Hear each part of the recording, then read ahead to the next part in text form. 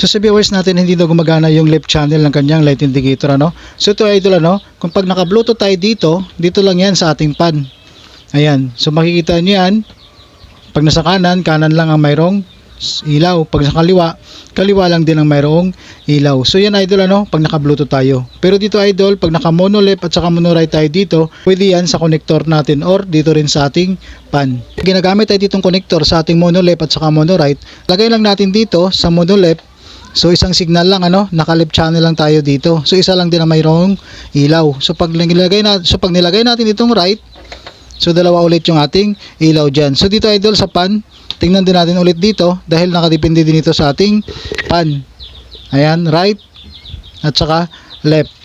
So ito naman idol, pag itong input naman ang gagamitin natin dito sa isang channel natin, so naka stereo input ito. So isa lang ang gagamitin natin na connector dito. So pag naglagay tayo dito sa ating line input, tapos naka volume itong ating feeder dito, so dalawa na po yan na magkakaroon ng signal, left and right channel. So dito nakadepende pa rin ulit yan sa ating pan. Nakakanan, ayan, kaliwa. Ganun lang siya idol, ano. Kung wala naman light indicator pero may output yung ating left and right, okay lang yan idol sa ating mixer.